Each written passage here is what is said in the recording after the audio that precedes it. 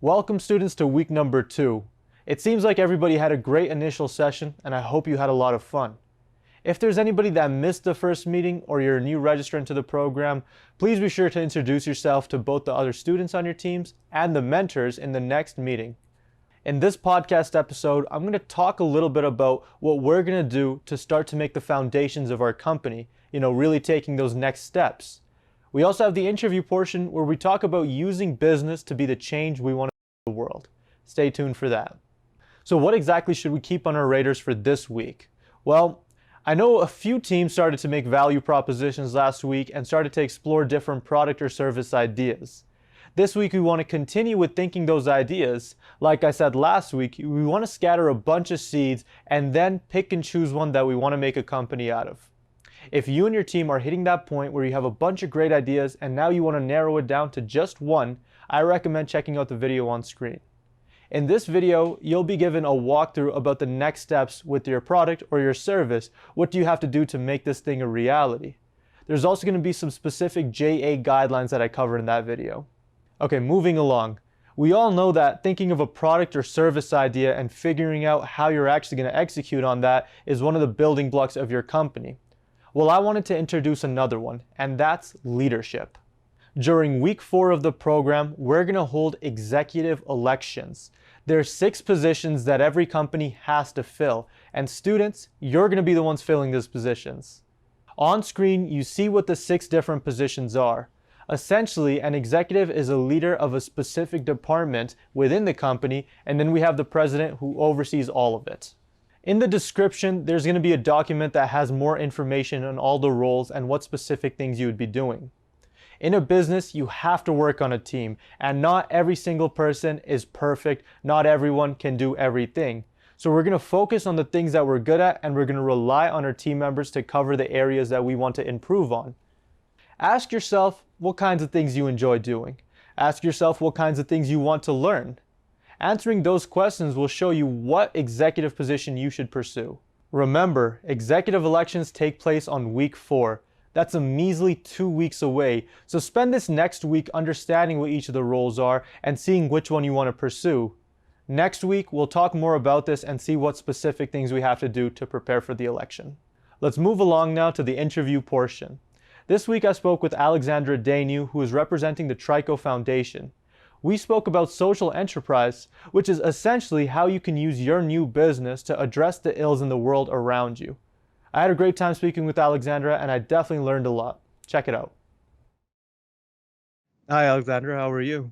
Good. How are you? I'm very good too. So we're in the interview segment of this podcast episode. And as usual, I think we can just jump right in.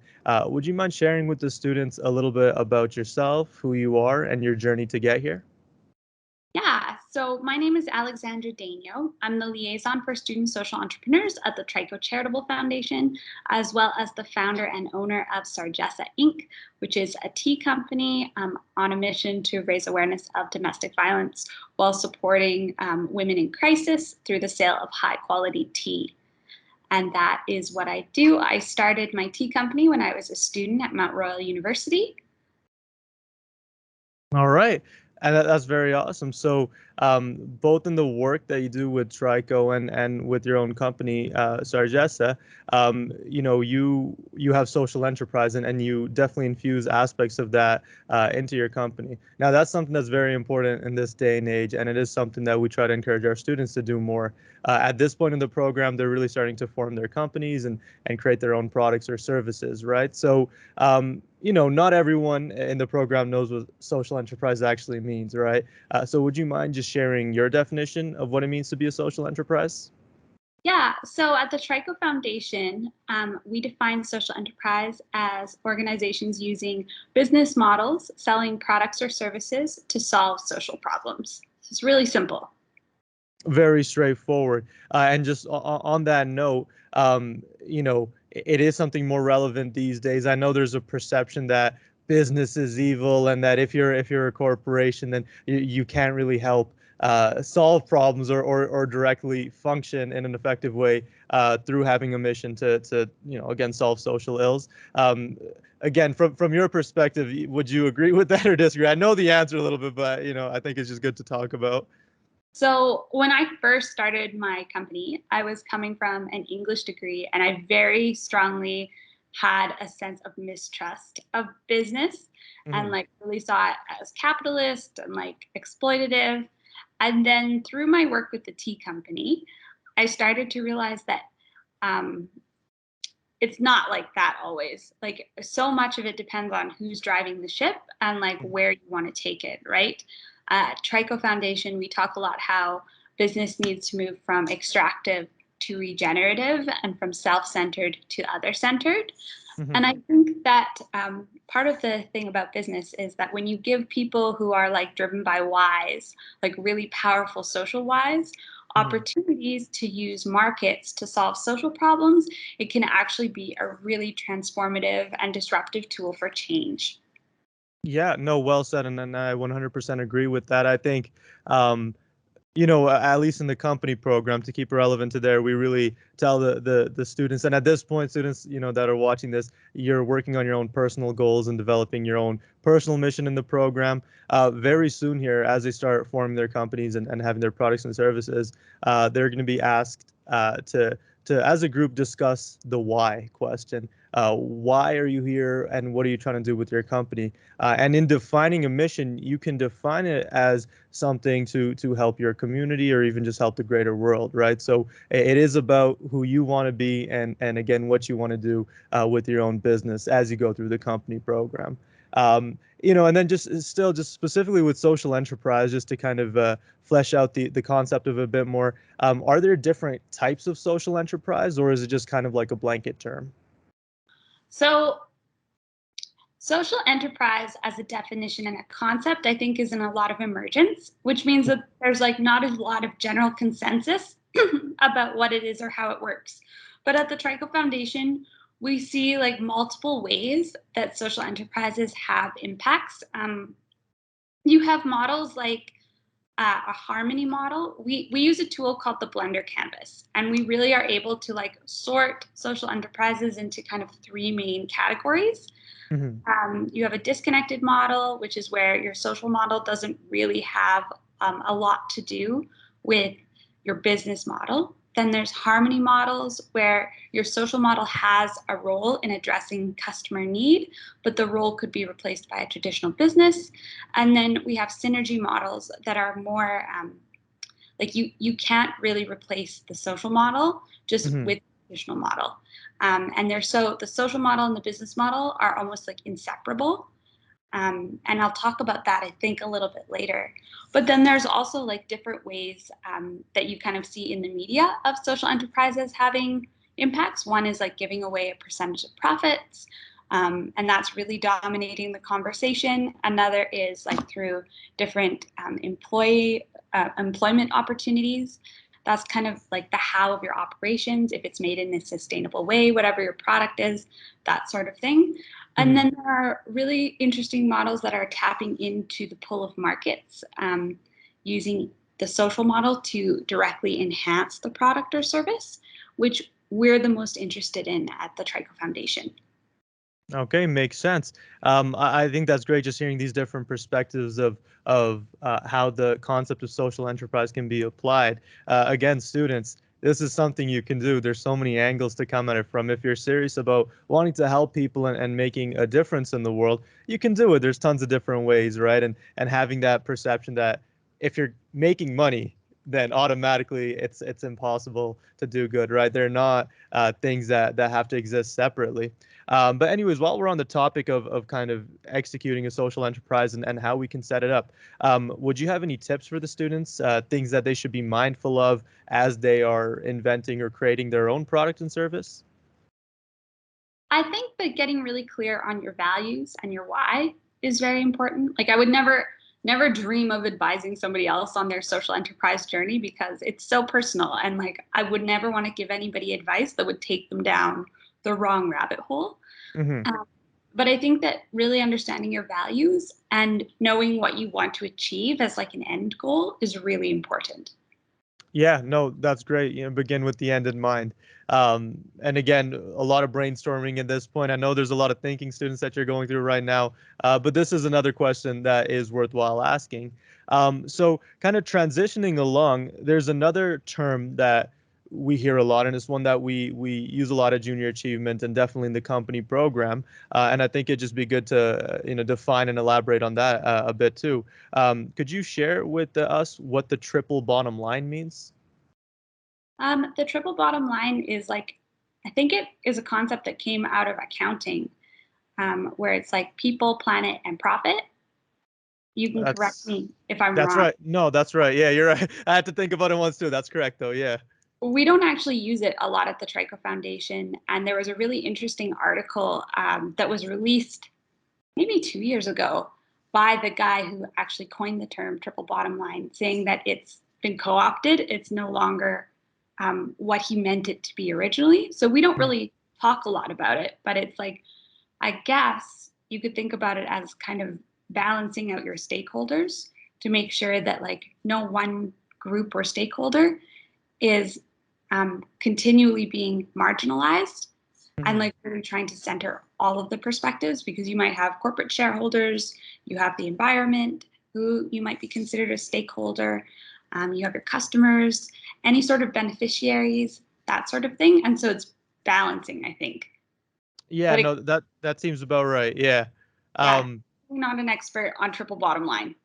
and that's very interesting. I think it is worthwhile to point out the fact that see, I didn't know that the triple bottom line that's a term that was kind of being phased out. And just with social enterprise as a whole, even I was a student in the program, and I remember that was a big focus at that point. But this is an area which is constantly evolving and it's constantly changing. And in again, you can correct me if I'm wrong. In my eyes, I feel like that's a mark of progress. That means we're moving maybe in somewhat of a right direction. And it's good that we're at least talking about and fleshing out what the best approaches are and how we should try to frame the whole thing within our businesses to make sure again we're executing our desires to help the social needs. I think it's really interesting that you say we're moving in a good direction, because like I think we're moving in a direction, but I Yeah. think it's really about the people, like young people coming up behind us, is where do you want to take the conversation? Mm-hmm. We can talk about like all sorts of things. Like capitalism is a choice, and it's like what you want to make it, where you want to take it. Mm-hmm. But it's also the conversation about social enterprise. Like we find a lot that there's a lot of debate about definitions, and like Mm-hmm. for sure definition has its place, but do we want to have like an endless conversation about definition, or are we like more interested in figuring out what are the best ways to solve social problems, and how can we like look at the best examples of social entrepreneurship and learn about founders' journeys to close gaps in society, and how Mm-hmm. far can we actually imagine the possibility of social entrepreneurship to close those gaps. Wow. Okay. Yeah. And incredible. I think that's a great way of looking at it. And even with, see, now admittedly with social enterprise, that's still not something, and I'll speak personally, I'm not speaking for any of the students in the program, is not something that I've completely wrapped my head around. Definitely not to the point. I know it's important and I know it's an area of focus that I want to eventually reach. But for me, it's like, I know it's something good that we can do, but then how do we start taking those steps, right? And how you just kind of laid it all out there, I think is definitely very helpful for the students as they're pooling together their ideas and thinking about the steps that they want to take. For sure. And like, this is not my original thinking. This is all thinking that's been developed by the Trico Foundation. Hmm. So like a lot, when I was a student starting out my social enterprise, I just knew that I needed to like solve this problem, and that I wanted to support women and girls who were like me or in similar positions. And Hmm. I felt so lost because like originally I was calling my tea company an activist project. I didn't think of it as a business. I wasn't in that mindset. And it wasn't until like I really started to dig down into the learnings and realized that like you have control of your own destiny when you're Hmm. building a social enterprise. And like you really can decide where you want to take it and how you want it to go. Yeah. Um, and like that sort of thinking changed the way that I was looking at like other people's businesses, even activist projects, about like what sort of world are we shaping. Right. And that's amazing. Yeah. And that's something I believe in. You control your own destiny. You can really be the commander of your own fate. So again, I'm just making sure I keep on looping it back to the students because this, the idea of social enterprise, it is something that is worth stressing at this point. A lot of and the students watching this in order they're going to be able to resonate with this. A lot of our focus has been about value proposition, understanding accounting. Like if I know I'm just going to put in the frame of triple Oh, bottom this is line, great. right? We're focusing on like the one of the three, which is just profit, right? And that's important too, but we need to just kind of be mindful and open ourselves up to these other areas as well. So in speaking about the learnings from the Trico Foundation, perhaps there are aspects that you think would be worthwhile to share with the students in terms of articulating their goals. So I know you said with social enterprise and starting it, it is a personal thing, and it is something that each student or each individual needs to kind of be mindful of what they need to address and apply it to what they think is best, right? So let's say we have a situation where the student understands what specific cause they want to pursue. Are there any additional like social enterprise tips and tricks that students should apply when articulating those goals, or is it kind of the same with just general business operation? So I actually think, and if I'm understanding your question properly, I actually think that your social model informs your journey in a lot of ways. So whether you choose to be a buy one, give one model or donate a portion of your proceeds, um, those are choices. But there are other models that you can look at that really like center the strengths of your community or the organization that you're like looking to support or the change you're wanting to see in the world. One of my favorite examples ever is Discovering Hands. And Discovering Hands is an organization in Germany where they hire visually impaired women to give breast exams. And my understanding of their model is that they've actually found that women who are visually impaired can find smaller imperfections more frequently because of the kind of sensory capabilities that they've developed in their hands because they are visually impaired. Hmm. And that's something where the customer is getting a better quality product because of the social model, because the company is hiring visually impaired women. And those are really, really interesting and powerful models. We have a tool at the Trico Foundation, I think I've mentioned it here already, called the Blender Canvas. And what is really great about that is um, you can fill it out to learn about your social model. So if you fill it out, the diagnostic columns on the left and right hand side will actually tell you areas that you need to like watch for challenges as well Hmm. as opportunities that you might have because of your social model. And I found that really helpful in that the challenges it flagged for me when I first started my tea company made me realize that like my social model was not going to work to solve the problem that I wanted to solve. And so it Hmm. started this journey of like digging in more to different types of models that I might use to better move my venture forward, but also to kind of meet that social goal. And so I know you asked for tips and tricks, but we don't like have a lot of those. We just have tools. Yeah, no, and that's completely fine. Tips and tricks. I feel like I use those words too much together, right? But no, exactly what you said. I think is the perfect answer for the question I was asking. Yeah, tools and one specific point. You talked about with your own venture that you had to adjust and adapt to make sure you're meeting those social goals. That's something that we've mentioned before that in just general goal setting with your business that you're gonna need to kind of dodge different bullets, and then you're gonna need to adjust and adapt and mold and mend and do whatever you need to do to get to where you need to be. And that definitely applies to the social aspect and the social goals of your company and venture as well, students.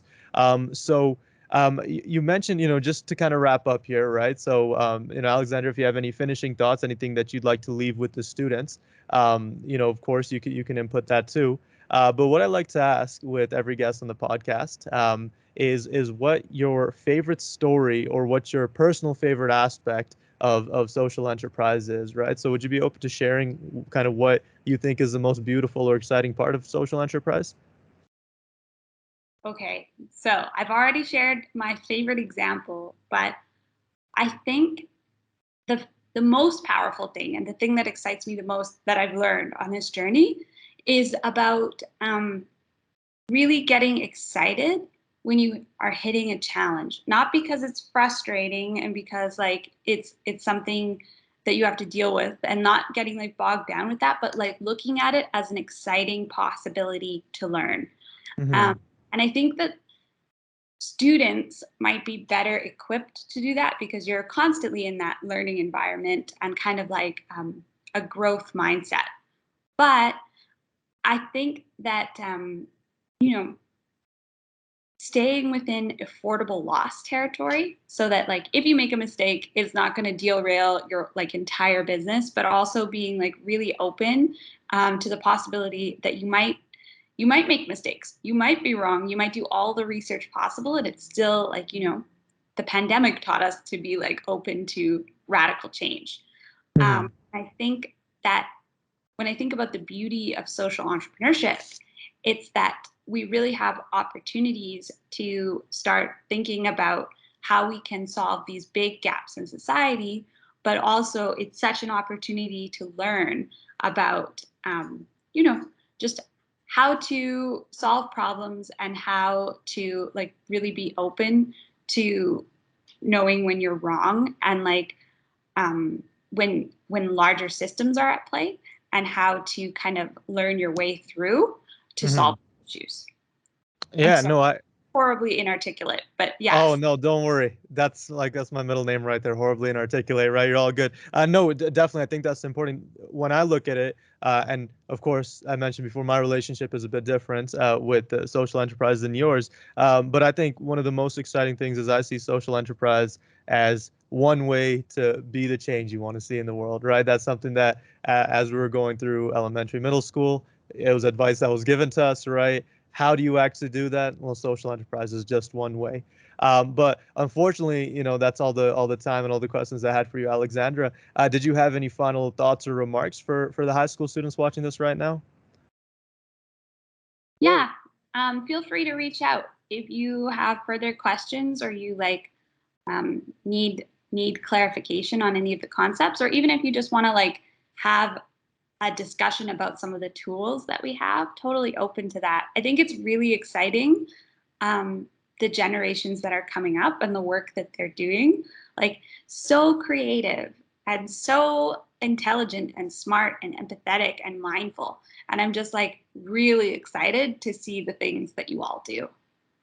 Definitely, yeah. And I think the students in this company program, I say this all the time, and maybe it's getting a bit repetitive for the students watching this, but I always say that I have the unique privilege of seeing all the amazing works that high school students do within the company program and outside of it too. And I really can't emphasize that point enough, because the work you're going to do in these remaining 15 weeks is going to be so above and beyond and so crazy. You don't realize it now, but once you get to the end, you'll look back and you'll see what a good job you really did. But anyways, thank you so much for your time here, Alexandra. I'm just going to end off this interview segment here. Thank you once again to Alexandra Daignault as well as the Trico Foundation for all the insight around social enterprise. Students, I know we're in the early phases of creating our company. We're still picking out our product and we still need to elect our leaders of the company. But I would keep the aspects of social enterprise at the back of your head, because it's going to be applied to the whole program moving forward. Before I end this episode, let's do a quick recap of the things we should be working on. It's still early in the game. We're really only in the second week of the program, so spend some time and get to know the other people on your team, especially the ones that you didn't get an opportunity to speak with last week. We want to also continue brainstorming different product and service ideas. Remember, ask yourself, what problem can I solve in the world around me? Then you want to expand upon that solution through the value proposition exercise.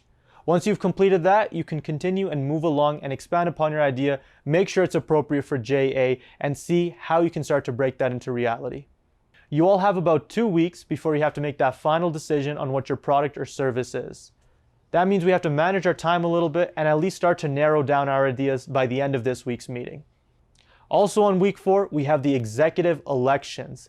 Again, we have 6 roles that every company needs to have filled. And students, I encourage every single one of you to try for at least one of them. It truly is a great learning experience to take on that official title.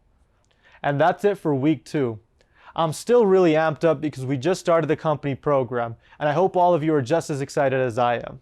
This program honestly starts to move fast once the gears start turning, so make sure we're managing our time properly and are on top of all our tasks and assignments to make sure we get the most out of the program. Have fun at your meetings, and I'll see you for the week 3 podcast.